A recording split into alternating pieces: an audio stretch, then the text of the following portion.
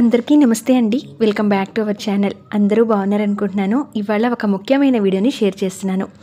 శివరాత్రికి అఖండ దీపాన్ని ఎలా వెలిగించాలి, ఎవరెవరు ఈ అఖండ దీపాన్ని వెలిగించవచ్చు, ఈ అఖండ దీపం వెలిగించిన ఇంట్లో ఎటువంటి నియమాలను పాటించాలి, ఏ ఏ ప్రదేశాల్లో ఈ అఖండ దీపాన్ని వెలిగించవచ్చు, ఇవన్నీ కూడా పూర్తి వివరాలతో ఈ వీడియోని షేర్ చేస్తున్నాను. ఎప్పుడూ కూడా ఒక దీపాన్ని మనం వెలిగిస్తున్నాము అని అంటే ప్రత్యేకంగా ఆ దీపాన్ని వెలిగించడం వల్ల కలిగే శుభ ఫలితాలు కూడా అత్యంత అద్భుతంగా ఉంటాయి. మరి అటువంటి ఫలితాలను పూర్తిగా పొందడం కోసం శివరాత్రి రోజు అందరూ వెలిగించుకునేది ఈ అఖండ దీపం. మరి అఖండ దీపం వెలిగించడానికి ఆనవాయితీ ఉండాలా, ఎటువంటి శుభ ఫలితాలు కలుగుతాయి, మరి అఖండ దీపాన్ని వెలిగించే ప్రహర సమయాలు ఏమిటి, ఇవన్నీ కూడా పూర్తి వివరాలతో ఈ వీడియోని షేర్ చేస్తున్నానండి. మీకు ఈ వీడియో నచ్చితే కనుక లైక్ చేయండి. మీరు లైక్ చేయడం వల్ల ఈ వీడియో చాలా మందికి రీచ్ అవుతుంది. అలాగే దీని గురించి తెలియని వాళ్ళు ఎవరైనా సరే తెలుసుకొని వాళ్ళు కూడా వాళ్ళ ఇంట్లో వెలిగించుకొని శుభ ఫలితాలను పొందిన వారు అవుతారు మన వల్ల. ప్లీజ్ అందుకని లైక్ చేయడం అస్సలు మర్చిపోద్దు. ఛానల్ని సబ్స్క్రైబ్ చేసి సపోర్ట్ చేస్తారనుకుంటున్నాను. ముందుగా మనము అఖండ దీపాన్ని వెలిగించాలి అంటే ఇటువంటి పెద్ద ప్రమిద తెచ్చుకోవాలి. దీనిని మూకుడు అని అంటారు. ఇవి ఈచ్ సైజు దగ్గర నుంచి కొంచెం పెద్ద సైజు వరకు, ఇంకా పెద్ద సైజు వరకు కూడా ఉంటూ ఉంటాయి. మనము అఖండంగా వెలిగించాలి కాబట్టి జ్యోతి చిన్న చిన్న ప్రమిదలు కాకుండా ఇటువంటి కొత్త మూకుడిని తెచ్చుకోవాలి. అయితే మట్టి కుండను తెచ్చుకుంటున్నా, ఇలా మట్టి ప్రమిదలు పెద్దవి తెచ్చుకుంటున్నా కొంతమంది టిక్ అనేది పెట్టుకొని తెచ్చుకుంటారు. ఎందుకంటే శుభకార్యానికి తీసుకువెళ్తున్నట్టు గుర్తుగా టిక్ అని పెట్టుకుంటారు. ఎక్కువగా కుండ తెచ్చుకున్నప్పుడు ఆ పని చేస్తూ ఉంటారు. ఇలా మీకు సెంటిమెంట్గా అనిపిస్తే ఈ మట్టి ప్రమిదతో పాటు మరొక చిన్న ప్రమిద కూడా తెచ్చుకుంటూ ఇలా టిక్ మార్క్ అయితే పెట్టి నేను తీసుకొస్తానండి. నేను కొత్తదే తెచ్చుకున్నాను, అదే మీకు చూపించాను. ఆ కొత్త తెచ్చిన మట్టి మూకుడిని ఇలా ఒక నీళ్లలో ఒక అరగంట పాటు ఉంచేయండి. ఎందుకంటే మనం డైరెక్ట్గా కనుక నూనెని పోసి దీపం వెలిగిస్తే నూనెని ఈ కొత్త మూకుడు మొత్తం కూడా అబ్జర్వ్ చేసేసుకుంటుంది. కాబట్టి బాగా నీళ్ళలో ఒక అరగంట పాటు నాననిచ్చిన తర్వాత తుడిచి ఆరబెట్టుకోండి. ఇప్పుడు మనం అఖండ దీపాన్ని వెలిగించుకోవడం కోసం ఇలా అఖండ ఒత్తిని అమ్ముతారు. ఇక్కడ ఈ అఖండ ఒత్తి ఇలా పొడవుగా ఉంటుంది. ఇది 5 రూపీస్ ఆర్ 10 రూపీస్ ఉంటుంది. ఇలా పసుపు కలిపి పెట్టుకోండి. అలాగే విభూది ఉంటే కనుక విభూది కూడా కలిపి పెట్టుకోండి. కుంకుమ, అలాగే అఖండ దీపం ఏర్పాటు చేసుకోవడం కోసం ఒక రాగి కానీ, ఇత్తడి కానీ, వెండి ప్లేట్ కానీ తీసుకోవచ్చు, స్టీల్ కాకుండా. ఒకవేళ నేను ప్రహర సమయాలు చూపిస్తాను, ఆ సమయాల్లో మాత్రమే వెలిగిస్తామనుకుంటే ప్రమిదల్లోనే కొంచెం ఈ మాత్రం పెద్ద సైజు ప్రమిద ఉంటుంది, అటువంటి తెచ్చుకోండి. ఇక్కడ నా దగ్గర ఉన్న ఇంట్లో ఉన్న ఆల్ ప్రమిదని చూపిస్తున్నాను మీకు. అటువంటి ప్రమిద ఉన్నా కూడా తెచ్చుకోవచ్చు. అంటే తక్కువ కాలం వెలిగించుకోవాలి అక్కడ దీపాన్ని అనుకున్నప్పుడు అలా చిన్న ప్రమిదైనా సరిపోతుంది. కానీ ఒక రోజంతా వెలిగించుకోవాలి అనుకుంటే ఇటువంటి పెద్ద మూకుడే అవసరమవుతుంది. మరి ఈ అఖండ దీపం వెలిగించే ముందు ఆ ప్లేట్లో పోయడం కోసం బియ్యం అవసరమవుతాయి. అలాగే నైవేద్యం కోసం చిన్న బెల్లం ముక్క అవసరమవుతుంది. మాఘమాసంలో సూర్యుడిని కూడా ఆరాధిస్తూ ఉంటాం కనుక శివరాత్రి మనకి మాఘమాసంలో వస్తుంది. మరి సూర్యుని అనుగ్రహం కూడా, అలాగే మనకి ఆరోగ్యం కూడా కలగడం కోసం దీంట్లో గోధుమలు పోసుకోవచ్చు. ఇటు సూర్యుని కూడా ప్రార్థించినట్టు అవుతుంది. లేదంటే నవగ్రహాల అనుగ్రహం కోసం నవధాన్యాలైనా పోసుకోవచ్చు. కాబట్టి మీరు ఏవి దొరికితే అవి ఏర్పాటు చేసుకోండి. నిత్యం బియ్యం ఇంట్లో ఉంటాయి కాబట్టి బియ్యాన్ని అయితే అందరూ పోసుకోవచ్చు. ఇక అఖండ దీపాన్ని పెట్టుకోవడానికి ఏ ప్లేట్ అయితే సిద్ధం చేసుకున్నామో ఆ ప్లేట్ని శుభ్రంగా వాష్ చేసుకున్న తర్వాత ఈ విధంగా పసుపు రాసి ఉంచుకోండి. అలాగే ప్రమిదకి కూడా, అంటే ఏదైతే మట్టి మూకుడు ఉందో ఆ మూకుడికి శుభ్రంగా పసుపు అనేది రాసుకోండి. నిండుగా కూడా ఎక్కడా కూడా తడి పొడిగా లేకుండా నిండుగా పసుపు అనేది రాసుకోండి. అయితే ఇక్కడ నేను ఈ అలంకరణ అనేది మీ మనసుకి నచ్చినట్టుగా, మీకు ఆ దీపాన్ని చూస్తుంటే ఎంత భక్తిభావం కలుగుతుందని అనిపిస్తుందో అంతలా నిండుగా అలంకరణ చేసుకోవచ్చు. ఇక్కడ నేను శివయ్యకి విభూది అంటే ఆయనకి చాలా ప్రీతి అని చెప్తారు కనుక ఇక్కడ నేను విభూది పేస్ట్ ఉంటుంది కదండి, ఆ పేస్ట్తోనే ఇక్కడ నేను అంచులైతే ఈ విధంగా అలంకరణ చేసుకుంటున్నాను. ఈ అలంకరణ అంతా మీ మనసుకి నచ్చినట్టుగా భక్తిభావంతో మీకు ఎలా అయితే అనిపిస్తుందో అలా చేసుకోవచ్చు మీ దగ్గర ఉన్న వస్తువులతో.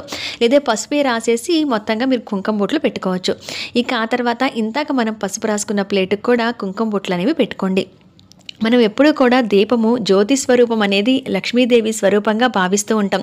ఒక దీపాన్ని వెలిగించడం వల్ల లక్ష్మీ కళగా ఉట్టిపడుతూ ఉంటుంది పూజా సమయంలో. అందుకనే మనం వెలిగించే ఆ దీపపు యొక్క మూకుడు ఏదైతే ఉందో ప్రమిద, దానిని కూడా అందంగా అలంకరించుకోవడం వల్ల లక్ష్మీ కళ ఉట్టిపడుతూ ఉంటుందన్నమాట. ఆ అమ్మవారి దీవెనలు కూడా ఉంటాయి కనుక ఈ విధంగా ఆ దీపాన్ని అలంకరణ చేసుకోండి.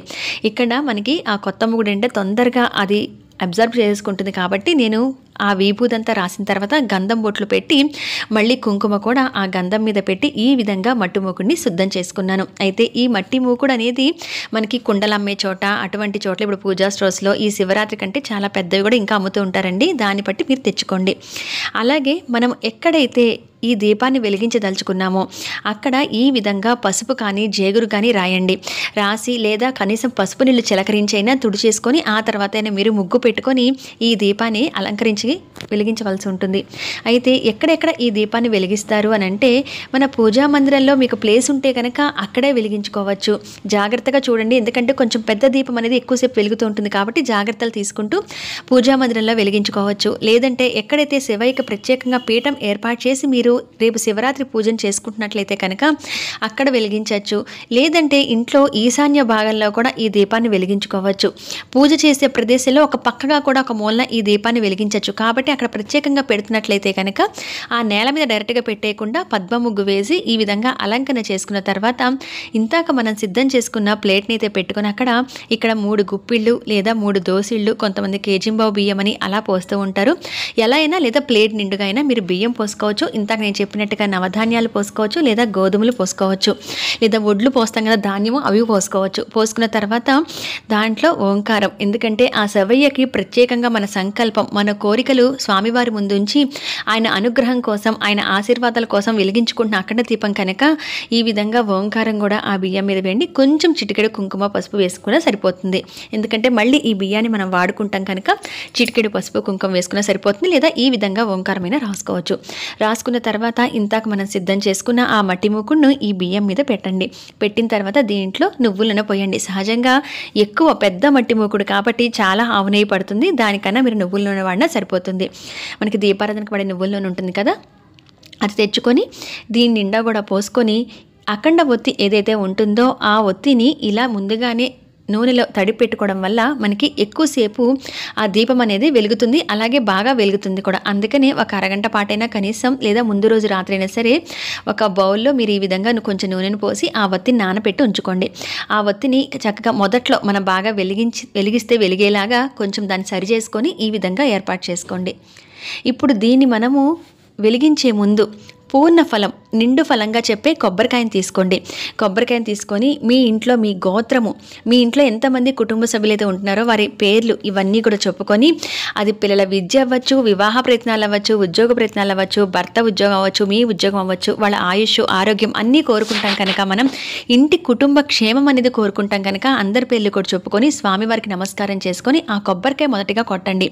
కొట్టిన తర్వాత వచ్చి ఆ కొబ్బరికాయని పక్కన పెట్టుకొని, అంటే దండం పెట్టుకున్నప్పుడు ఆ పూర్ణ ఫలం, పూజ యొక్క అఖండ దీపం యొక్క పూజ పూర్తి ఫలితం దక్కాలి అని అంటే సహజంగా చాలామంది మొదలు పెట్టబోయే ముందు వినాయకుని పూజ చేసుకున్న తర్వాత ఈ అఖండ దీపాన్ని వెలిగించే ముందు ఈ విధంగా కొబ్బరికాయ కొడతారు. ఆ పద్ధతి మీకు ఉంటే కనుక చక్కగా కొట్టుకోవచ్చు. కొబ్బరికాయ కొట్టేసి అప్పుడు ఈ జ్యోతిని కూడా ఏకహారితో వెలిగించి ముందుగా జ్యోతి లక్ష్మీదేవి స్వరూపం, పరబ్రహ్మ స్వరూపం, ఆ జ్యోతికి నమస్కారం చేసుకోండి.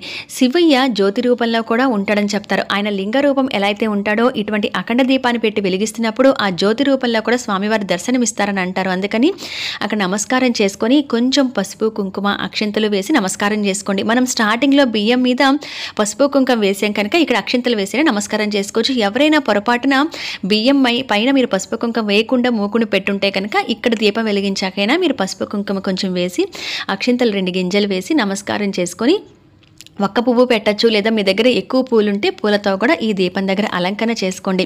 ఈ దీపానికి కూడా ధూపం చూపించండి. ఈ ధూపం ఎప్పుడు చూపిస్తాము అంటే ఈ దీపం వెలిగించి ముందు శివయ్య పూజ ప్రారంభిస్తాం కదా, ముందు వినాయకుని పూజ చేసుకుంటాం, ఆ తర్వాత ఈ దీపాన్ని ప్రత్యేకంగా శివయ్య కోసం వెలిగిస్తాము. ఆ శివునికి పూజ చేసుకునే ముందు స్వామివారికి ధూపం చూపించిన తర్వాత అప్పుడు ఇక్కడ ఈ దీపానికి కూడా ధూపం చూపించండి. ఇక్కడ నేను ప్రత్యేకంగా చూపిస్తున్నాను కాబట్టి నేను డైరెక్ట్గా దీపానికి, అఖండ దీపానికి ధూపం చూపించాను అనమాట.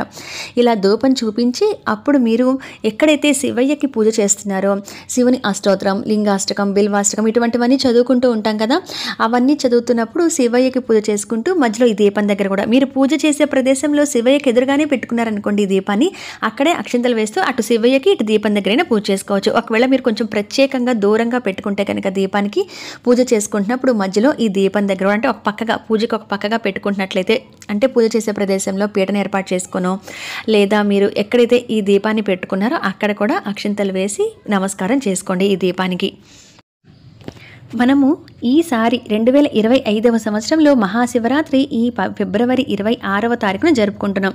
ఆ రోజున పూజ చేసుకునేటప్పుడు ఈ అఖండ దీపాన్ని వెలిగించాలి అని అనుకుంటే కనుక అప్పుడు మీరు ఈ దీపాన్ని వెలిగించి పూజను ప్రారంభించవచ్చు. అయితే సహజంగా స్వామివారికి పూజప్పుడే కాకుండా ఇంట్లో శుభకార్యాలప్పుడు, ఏదైనా పని మొదలు పెడుతున్నప్పుడు, ఏదైనా ఇంట్లో పండగలు శుభకార్యాలు చేసుకునేటప్పుడు, గృహప్రవేశాలప్పుడు, ఏదైనా ఇంట్లో చిన్నపిల్లలకి ఫంక్షన్స్ చేసుకుంటున్నప్పుడు కూడా నిర్విఘ్నంగా ఆ సంకల్పం నెరవేరాలి, ఆ కార్యక్రమం ముందుకు వెళ్ళాలని కోరుకుంటూ భగవంతునికి అఖండ దీపాన్ని వెలిగించే పద్ధతి చాలామందికి ఉంటుంది. అయితే అలా చేయలేని వారు, నిజంగా చేయలేని వారు ఇలాంటి పండుగ రోజుల్లో, పర్వదినమైన రోజుల్లో శివరాత్రికి ఎక్కువగా అఖండ దీపాన్ని వెలిగించి ఉపవాసం జాగరణ ఉండి స్వామివారికి పూజన చేసుకుంటూ ఉంటారు. కాబట్టి ఈ అఖండ దీపాన్ని వెలిగించడానికి ఆనవాయితీ అనేది అవసరమే లేదండి, ఎవరైనా వెలిగించవచ్చు. అయితే అఖండ దీపం వెలిగిస్తున్నప్పుడు కొన్ని నియమాలు తప్పనిసరిగా పాటించగలము అనుకుంటేనే ఈ అఖండ దీపాన్ని వెలిగించండి. ముఖ్యంగా వచ్చేసి ఈ అఖండ దీపాన్ని ఎందుకు వెలిగిస్తారు అంటే, ఒత్తి మొదటి భాగం ఏదైతే ఉందో విష్ణువుగాను, మధ్య భాగం శివయ్యగాను, చివరి భాగం బ్రహ్మ రూపంగాను ఉంటుందట. అంటే త్రిమూర్తి స్వరూపంగా ఈ అఖండ దీపాన్ని చెప్తారు. ఇటు అమ్మవారి రూపంలో కనుక ఆలోచిస్తే గౌరీదేవి, అలాగే లక్ష్మీదేవి, సరస్వతి, ముగ్గురు అమ్మవార్ల కలయిక కూడా ఈ దీపాన్ని చెప్తారు. అందుకని ఇటువంటి ప్రత్యేకమైన రోజుల్లో మన సంకల్పాలు నెరవేరడం కోసం ఈ అఖండ దీపాన్ని వెలిగించుకుంటాం. అఖండ దీపాన్ని వెలిగించే ముందు కొబ్బరికాయ కొట్టాం కదండి, ఆ కొబ్బరికాయని మీరు ఇక్కడ నైవేద్యంగా స్వామివారి దగ్గర ఆ దీపం దగ్గర పెట్టచ్చు. అలాగే తప్పనిసరిగా ఒక చిన్న బెల్లం మొక్క అఖండ దీపం దగ్గర పెట్టండి. అయితే ఒకవేళ మీరు మొదటిగా కొబ్బరికాయ కొట్టుంటే కనుక శివయ్యకి ఎక్కువగా నారికేళ్ల దీపాన్ని వెలిగించుకుంటాం కనుక ఒక చిప్పని అక్కడ పెట్టి దీంట్లోనే ఒక చిప్పని తీసుకొని మీరు నారికేళ్ల దీపంలాగా కూడా వెలిగించుకొని ఈ శివరాత్రికి పూజ చేసుకోవచ్చు. నారికేళ దీపం కూడా ప్రత్యేకంగా స్వామివారిని పూజిస్తూ మన సంకల్పాలు, మన కోరికలు నెరవేర్చుకోవడం కోసం వెలిగించేదే కాబట్టి ఇక్కడ స్టార్టింగ్లో మనం దీపం వెలిగించే ముందు కొబ్బరికాయ కొట్టుంటే కనుక దాంట్లో ఒక చెప్పలు కానీ ఆ 2 చెప్పల్లో కూడా మీరు కావాలంటే నారికేళ దీపాన్ని వెలిగించుకోండి. అయితే ఈ అఖండ దీపాన్ని ఎప్పటి నుంచి వెలిగించి ఎప్పటి వరకు ఉంచాలి అని అంటే, మీరు పూజని ఏ సమయాల్లో, ఒకవేళ మీరు తెల్లవారుజామున చేసుకుంటే కనుక ఎప్పుడైతే పూజని మొదలు పెడుతున్నారో ఆ సమయం నుంచి మరుసటి రోజు మళ్ళీ అదే సమయం వరకు 24 గంటల పాటు ఈ అఖండ దీపాన్ని ఎక్కడా కొండెక్కకుండా వెలిగించుకోవాలి. ఇంట్లో పూజ చేస్తున్న వారే కాకుండా మిగతా కుటుంబ సభ్యులు ఎవరైనా ఈ అఖండ దీపాన్ని కొండెక్కకుండా చూసుకునే బాధ్యత కలిగి ఉంటేనే ఈ అఖండ దీపాన్ని వెలిగించండి. అఖండము అంటే ఖండము లేనిది అని అర్థం. అలా కొండెక్కకుండా దీపాన్ని మనం చూసుకోవాలి కాబట్టి ఆ బాధ్యత తీసుకొని మేము ఈ దీపాన్ని పెట్టుకోగలము. ఎక్కడా కూడా స్వామివారికి ఉద్వాసన చెప్పే వరకు కూడా ఆ దీపాన్ని కొండెక్కనివ్వము అనుకుని బాధ్యతగా ఎవరైతే ఉంటారో వారు మాత్రమే ఈ దీపాన్ని వెలిగించండి. ఏదైనా పొరపాటు వల్ల ఈ దీపం కొండెక్కితే ఏం చేయాలో నేను వీడియోలో చెప్తానండి, మిస్ చేయకుండా వినండి. ఈ దీపాన్ని ఈ విధంగా 24 గంటల పాటు శివరాత్రికి ఉపవాసం జాగరణ కూడా ఉంటారు కాబట్టి ఈ దీపంలో నూనె అయిపోతుంటే కనుక ఆ నూనెను వడ్డిస్తూ జాగ్రత్తలు తీసుకుంటూ దీపం కొండెక్కనివ్వకుండా చూసుకుంటూ ఉంటారు. ఎలాగో ఉపవాసం జాగరణ ఉంటారు కాబట్టి. ఒకవేళ అలా మేము అంతసేపు ఉపవాస జాగరణ చేయట్లేదు కానీ అఖండ దీపాన్ని పెట్టుకోవాలనుంది కానీ రోజంతా చూడలేమేమో అనుకుంటే ఇక్కడ కొన్ని సమయాలు అనేవి చెప్తాను. ఆ సమయాల్లో అయినా సరే అఖండ దీపాన్ని వెలిగించవచ్చు. ఈ అఖండ దీపాన్ని వెలిగిస్తున్నాం కదా అని నిత్య దీపారాధన మానకూడదు. నిత్య దీపం పెట్టిన తర్వాతే అఖండ దీపాన్ని వెలిగిస్తాం. ముందుగా ఎలాగో వినాయకుడికి పూజ చేసుకుంటాం కాబట్టి నిత్య దీపం వెలిగించేస్తాం, ఆ తర్వాత ఈ దీపాన్ని వెలిగించుకోవాలి. ఈ అఖండ జ్యోతి అఖండంగా వెలుగుతూ ఉండాలి కాబట్టి ఎవరైతే 24 గంటల పాటు మేము చూడలేమో అని అనుకుంటే కనుక 12 గంటల పాటు లెక్క వేసుకొని ఆ విధంగా పూజ చేసుకోవచ్చు. ఆ దీపాన్ని వెలిగించి చేసుకోవచ్చు. సహజంగా మనం వేసే నిత్య దీపం పెట్టే కుందులు ఎలా ఉంటాయి అంటే ఒక అరగంట లేదా గంట పాటు వెలిగేలాగా ఉంటాయి. కానీ ఈ అఖండ దీపము వెలిగించేది ఎక్కువ కాలం వెలగాలంటే ఇలా పెద్ద మూకుడు తీసుకొని పెద్ద ఒత్తి వేస్తాం. అయితే ఒత్తులు 2 లేదా 3 సహజంగా వేస్తాం కదా అని మీకు సందేహం రావచ్చు, ఇక్కడ ఒకటే వేసాం కదా అని. అఖండ ఒత్తి తయారు చేసేవాళ్ళు అవి 2 లేదా 3గా చేసి దాని పేని, ఆ 3 ఒత్తుల్ని పేని ఒక ఒత్తిగా చేస్తారనమాట. కాబట్టి ఇలా ఒక ఒత్తి మాత్రమే వేసి అఖండ దీపాన్ని వెలిగించుకుంటే, ఆ జ్యోతి వెలిగించుకుంటే సరిపోతుంది. ఒకవేళ మీరు మొత్తంగా 24 గంటల పాటు చేయలేమో అని అనుకుంటే కనుక స్వామివారికి అఖండ దీపము ఇక్కడ నేను ప్రహర సమయాలు అనేవి నేను చెప్తున్నాను చూడండి, ఆ ప్రహర సమయాలైనా వెలిగించుకోవచ్చు. ముందుగా నిశిత కాలంలో ఈ దీపం వెలిగిస్తాము అంటే శివుని అర్చించడానికి ఎంతో శక్తివంతమైన సమయం నిశిత కాలం. ఈ సమయంలోనే మహాశివుడు లింగోద్భవంగా ఆవిర్భవించిన సమయం, లింగ రూపంలో లింగోద్భవం జరిగిన కాలం అన్నమాట. అటువంటప్పుడు అర్ధరాత్రి ఎవరైతే ఈ పూజను చేసుకుంటారో అంటే 11 గంటల 49 నిమిషాల నుంచి రాత్రి 26వ తారీఖు 12 గంటల 37 నిమిషాల వరకు, అంటే ఇక తెల్లవారితే మనము గురువారం అని అంటాము, 27వ తారీఖు అని అంటాము, అలా కూడా వెలిగించుకోవచ్చు. కాకపోతే ఇక అలా మనం వెలిగించుకున్నాము అని అంటే తెల్లవారి కనీసం స్వామివారికి ఉద్వాసం చెప్పేవరకైనా ఉంటే చాలా మంచిది. ఇక ప్రహార సమయం అనేది ఏంటంటే మనకి మొత్తంగా రోజుకి 8 జాములు ఉంటాయి. మొదటి 4 జాములు ఉదయం పూట ఉంటే తర్వాత 4 జాములు సాయంత్రం వేళలో ఉంటూ ఉంటాయి.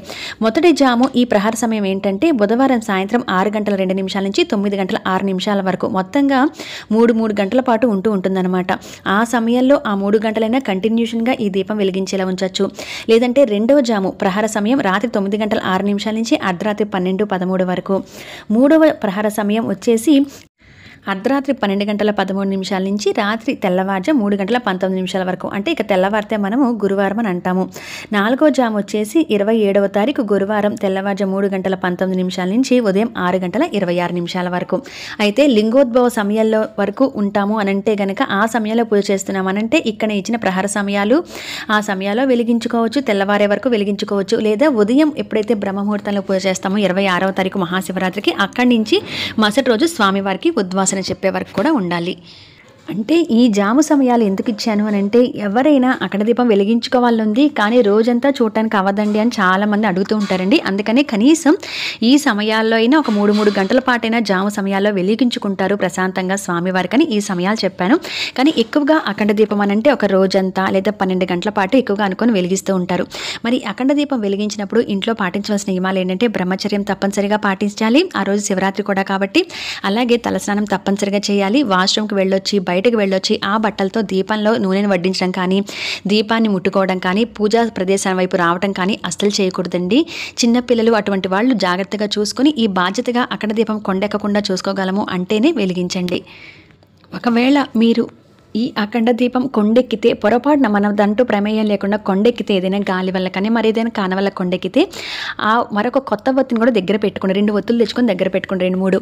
ఆ కొత్త వత్తిని ముందుగా ఈ నూనెలోనే వేసి ఆ తర్వాత ఆ జ్యోతిని వెలిగించి ఆ తర్వాత ఈ కొండెక్కిన పాత ఒత్తిని తీసేయండి. మళ్ళీ కొత్త ప్రమిద మార్చడం అక్కడి నుంచి కదిలించడం ఏం చేయక్కర్లేదు. ఇది చిన్న వెసులుబాటు మాత్రమే, నిర్లక్ష్యంగా మాత్రం అసలు ఉండద్దు. పొరపాటున ఏదైనా కొండెక్కితే గనక అప్పుడు ఆ కొత్త వత్తిని ముందు వేసి వెలిగించి ఆ తర్వాత శివునికి క్షమాపణ నమస్కారం చెప్పుకొని ఆ తర్వాత పాత ఒత్తిని దాంట్లోంచి తీసేయండి. ఈ విధంగా అఖండ దీపం ఉన్నప్పుడు ఇంట్లో కొన్ని నియమాలను పాటిస్తూ అందరూ కూడా వెలిగించుకోవచ్చు. ఎన్ని గంటలైతే మీరు అనుకుంటున్నారో అఖండ దీపం అప్పటి వరకు వెలిగితే నూనె వడ్డిస్తూ చూసుకోవాలండి. ఎవరైనా బాధ్యత తప్పనిసరిగా ఇంట్లో 2-3 చూసుకుంటూ ఉండాలి. అయితే ఉద్వాసం చెప్పే వరకు ఈ దీపం ఉంచిన తర్వాత ఆ తర్వాత కొండెక్కిన తర్వాత అడుగును వేసిన బియ్యాన్ని ఇంట్లో మనం ప్రసాదంగా వండుకొని తినవచ్చు. అన్నం కింద కూడా వండుకొని తినవచ్చు. అయితే నాన్ వెజ్ అప్పుడు కాకుండా విడి రోజులు వండుకొని తినండి. ప్రసాదంగా చేసుకుంటే చాలా మంచిది. ఇక అలాగే ఆ మూకుడిని ఏం చేయాలంటే చాలామంది పారే నీటిలో కలుపుతూ ఉంటారు. కానీ కొంతమంది ఏదైనా దేవాలయాల్లో పెడుతూ ఉంటారు. అలా కాకుండా మీరు కావాలంటే కనుక పారే నీటిలో కలిపే వెసులుబాటు ఉంటే కలపండి.